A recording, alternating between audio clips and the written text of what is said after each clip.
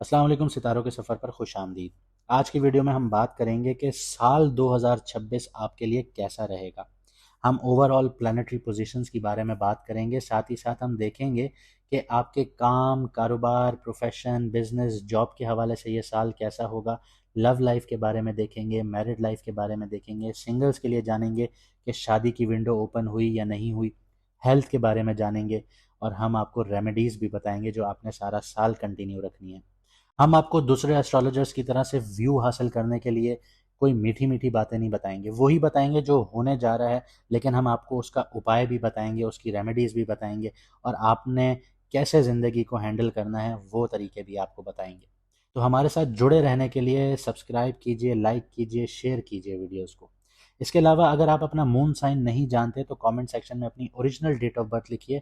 हमारा स्टाफ आपको आपका मून साइन बताएगा, जिससे आपको वीडियोस देखने में आसानी होगी। आइए वीडियो को शुरू करते हैं। बात करते हैं सजिटेरियस मून साइन वालों की, यानी धनु राशि यानी कि बुर्ज कौस वालों की।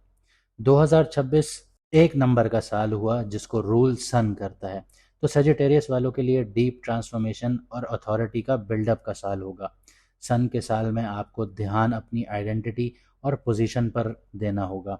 मैं कौन हूँ और मुझे किस चीज़ के लिए पहचान बनानी चाहिए, इस चीज़ पर आपको फोकस करना होगा। इस साल आपका कार्मिक जोन एक्टिव होगा क्योंकि सैटर्न जो है वो आपके फोर्थ हाउस में ऑफिशियल ढैया स्टार्ट करने जा रहा है। जुपिटर जो है वो जेमिनाई टू लियो ट्रांजिट करेगा, यानी आपके सेवन्थ हाउस से नाइन्थ हाउस तक। तो ये इनर स्ट्रक्चरिंग और एक्सटर्नल एक्सपेंशन दोनों पैरेलल चलती जाएंगी आपके लिए। प्लानिटरी पोजीशंस की बात करें तो पाइसेस, जैसे मैंने आपको बताया, फोर्थ हाउस में होगा, तो यहाँ पे 1 डिग्री से लेके 20 डिग्री तक चलेगा। इसके अलावा पूर्व भद्रपड़ा नक्षत्र से लेके रेवाती नक्षत्र तक चलेगा।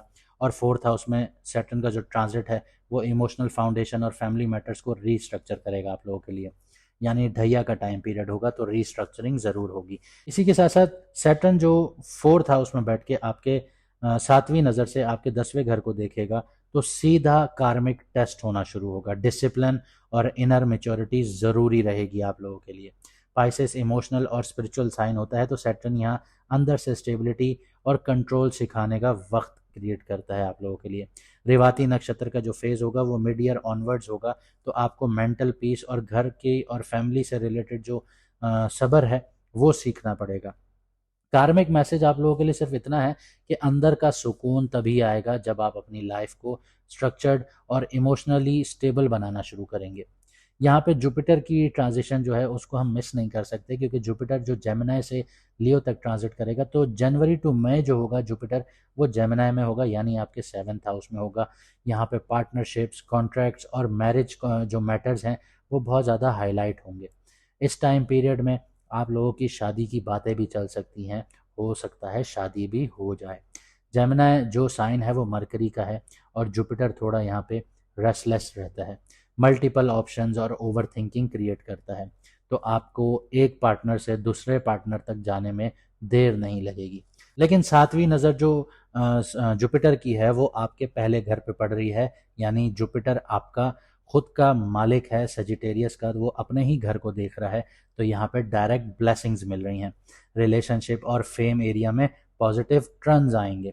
जून टू अक्टूबर जुपिटर कैंसर में चला जाएगा, यानी आपके 8th हाउस में चला जाएगा और शर्फ में होगा। ये एक स्पिरिचुअल और फाइनेंशियल रीबर्थ फेज होगा आप लोगों के लिए। 8th में एग्जॉल्टेड जुपिटर जो है वो खुफिया सपोर्ट देना शुरू करता है। आबाव अजदाद की जो जायदाद होती है वो आपकी तरफ आना शुरू हो जाती है और ट्रांसफॉर्मेशन दिखाना शुरू करता है।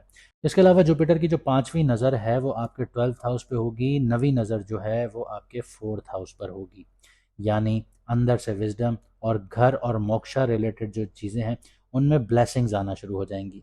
नवंबर टू दिसंबर जुपिटर जो है वो लियो में होगा, यानी 9th हाउस में चला जाएगा और ये आपके लिए हाईएस्ट एक्सपेंशन फेज एक्टिवेट करेगा।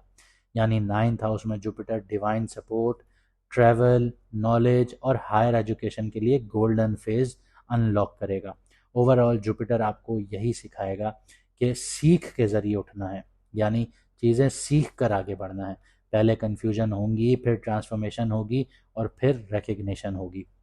इसके अलावा राहु और केतु का जो एक्सेस है उसको मिस नहीं किया जा सकता, क्योंकि ईयर के स्टार्ट से लेकर राहु जो होगा वो एक्वेरियस यानी थर्ड हाउस में होगा और केतु नाइन्थ हाउस यानी लियो में होगा।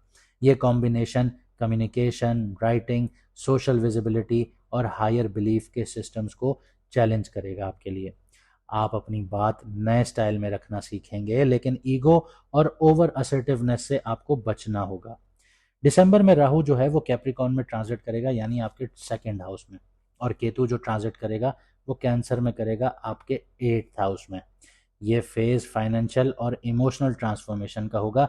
पैसा और फैमिली रिलेशनशिप में एक कार्मिक एडजस्टमेंट आएंगी। करियर, प्रोफेशन, बिजनेस और जॉब के हवाले से देखते हैं कि ये 2026 आपके लिए कैसा रहेगा। सैटर्न जो है वो फोर्थ हाउस में होगा यानी ढैया का ऑफिशियली टाइम पीरियड होगा, तो आपको इंटरनली स्टेबलाइज करेगा, आपके जो पुराने पैटर्न्स हैं वो तोड़ेगा, आपका जो कंफर्ट जोन है वो तोड़ेगा। इनिशियल मंथ्स में काम की जगह पर स्ट्रेस और रीलोकेशन भी देखने को मिल सकती है। अगर आप एजुकेशन, कंसल्टिंग, आईटी, साइकोलॉजी या स्पिरिचुअलिटी से जुड़े हैं तो लॉन्ग टर्म गारंटीड आपको ग्रोथ मिलेगी, लेकिन शुरू में आपको मुश्किलें भी देखने को मिलेंगी। जुपिटर आपका जैसे मैंने बताया जेमिनी में यानी सेवन्थ हाउस में होगा, तो पार्टनरशिप प्रोजेक्ट्स या कोलैबोरेशन में बहुत ज़्यादा फायदा देखने को मिलेगा, लेकिन अप्रैल तक इम्पल्सिव डील्स जो होंगी उनसे आपको बचना होगा, जिसमें आपके आगे कोई पार्टनर आके सिर्फ बोले कि ये डील आई है, आज रात का टाइम है, साइन कर दो। ऐसी डील से ना कीजिएगा, साइन नहीं कीजिएगा वरना फंस जाएंगे। जून के बाद जुपिटर जो है वो कैंसर में जाएगा यानी एट्थ हाउस में आते ही हिडन सपोर्ट आपको देगा, खुफिया सपोर्ट आना शुरू हो जाएगी, इन्वेस्टर्स या न्यू फाइनेंशियल सोर्सेज आप लोगों को मिलना शुरू हो जाएंगे। लेकिन शनि का जो रेट्रोग्रेड पीरियड होगा जुलाई टू अक्टूबर, इसमें स्लो पेस हो जाएगी आपके काम के हवाले से। यहाँ पे डिसिप्लिन और सब्र रखना होगा, यहाँ पे टेस्ट होगा आपका। नवंबर के बाद जब जुपिटर लियो में होगा यानी नाइन्थ हाउस में आ जाएगा, तो आपका करियर जो है वो अब्रॉड में या फिर टीचिंग रिलेटेड फील्ड्स में एक्सपेंशन हासिल करेगा। गवर्नमेंट और लीडरशिप रोल्स के लिए एक्सीलेंट टाइम पीरियड होगा आप लोगों के लिए।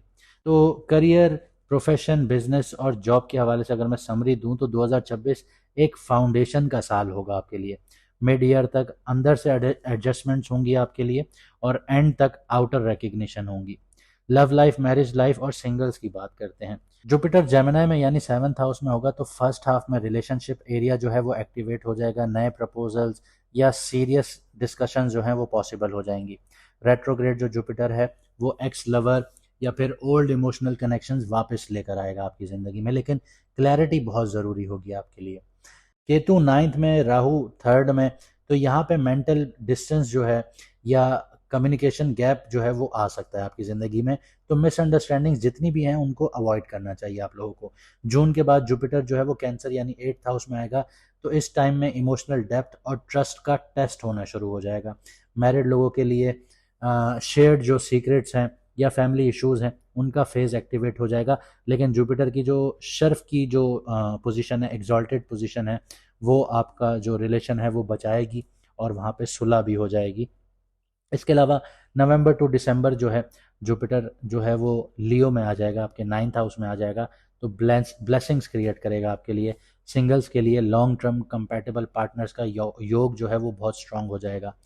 आगे बढ़ते हैं हेल्थ की तरफ। सैटर्न फोर्थ हाउस में है, तो ढैया का टाइम पीरियड है, तो स्ट्रेस और डाइजेशन रिलेटेड इश्यूज बहुत ज़्यादा आएंगे और साथ ही साथ मैदे से रिलेटेड, स्टमक से रिलेटेड इश्यूज आएंगे, तो बहुत ख्याल रखना है आप लोगों ने, वरना ये एक क्रॉनिक डिजीज़ में चेंज हो सकते हैं, कन्वर्ट हो सकते हैं, जो लंबा लंबा टाइम तक चलती रहेगी। राहु एक्वेरियस थर्ड हाउस, यहाँ पे नर्वस टेंशन देगा और स्लीप पैटर्न जो है वो गड़बड़ करेगा आप लोगों का। मिड ईयर जुपिटर जो होगा वो कैंसर एट्थ हाउस में आ जाएगा, तो इस पीरियड में इमोशनल क्लींजिंग देखने को मिलेगी और डिटॉक्स आप लोगों को खुद करना है वो बहुत ज़रूरी होगा। वाटर बेस्ड कामनेस जो है वो हेल्पफुल रहेगी आप लोगों के लिए। ऐसी जगहों पे टाइम गुजारिए जहाँ समंदर, दरिया, नदी, ऐसी चीज़ें हैं, झरने हैं, वहाँ पे आपको जहनी सुकून मिलेगा। लेट ईयर जुपिटर लियो में होगा, तो इम्यूनिटी और वाइटलिटी को स्टोर करना शुरू करेगा। यहाँ पे एडवाइस यही दूंगा कि ओवर थिंकिंग नहीं करना आप लोगों ने। रेमेडीज़ की बात करते हैं तो डिसिप्लिन और सब्र मेंटेन रखिए। यहाँ पे हर सैटरडे वाले दिन आप लोगों ने काली चीज़ का सदका या दान करना है, ये सैटर्न की सबसे बेहतरीन रेमेडी है और आपकी ढैया में बहुत ज़्यादा काम आएगी। हर फ्राइडे या सैटरडे वाले दिन को पानी का दान करें, सदका करें। ये आपके लिए बेहतरीन रेमेडी है। किसी गरीब को पानी पिलाइए, जो अफोर्ड नहीं कर सकता या जिसको साफ़ पानी नहीं मिलता उसको पानी पिलाइए। चाहे 20 रुपए का आता है, 50 रुपए का आता है या 100 रुपए का आता है, डजेंट मैटर, लेकिन आपने फ्राइडे या सैटरडे को गरीबों को पानी पिलाना है। इसके अलावा सुबह जल्दी उठिए, नमाज वगैरह पढ़िए, अपना कुरान पाक पढ़िए। अगर आपका रिलीजन अलग है, आप अपनी इबादत वगैरह कीजिए। उसके बाद अर्ली मॉर्निंग आप लोगों ने वॉक करनी है और वॉक के साथ साथ सनलाइट लेनी है 5 से 10 मिनट। ये ईगो और स्ट्रेस दोनों को ख़त्म करेगी आपके लिए। तो ये साल आपको अंदर से मजबूत और बाहर से रिस्पेक्टेड बनाने के लिए डिज़ाइन हुआ है। पहला आधा साल जो है वो सोच और समझ का टेस्ट होगा आप लोगों के लिए। जो सेकंड हाफ होगा उसमें रिवॉर्ड्स और रिकग्निशंस आप लोगों को मिलेंगी। अथॉरिटी तब मिलेगी जब आप अपने इमोशंस और ईगो दोनों बैलेंस करना समझ जाएंगे। उम्मीद करता हूँ आपको हमारी वीडियो पसंद आई होगी। अगर ऐसा है तो वीडियो को लाइक, शेयर और सब्सक्राइब ज़रूर कीजिएगा। हमारे बाकी चैनल भी सब्सक्राइब कर लें ताकि पिछले वक्त की तरह हमारा राब्ता आपसे मुनक़ता ना हो। हमारा पुराना चैनल सितारों का सफ़र 25,000 सब्सक्राइबर्स के साथ था। आप जैसे दोस्त हमारे साथ जुड़े थे जो अपनी ज़िंदगी को बेहतर बनाना चाहते थे, लेकिन यूट्यूब के एल्गोरिथम ने उसको फॉल्सली फ्लैग करके बंद कर दिया। अगर आप चाहते हैं कि हमारा राब्ता मुनक़ता ना हो तो हमारा चैनल फेसबुक पर, यूट्यूब पर, रंबल पर, टिकटॉक पर और इंस्टाग्राम पर फॉलो कीजिए। मुझे दीजिए इजाज़त, मिलते हैं अगली वीडियो में सितारों के सफ़र पर।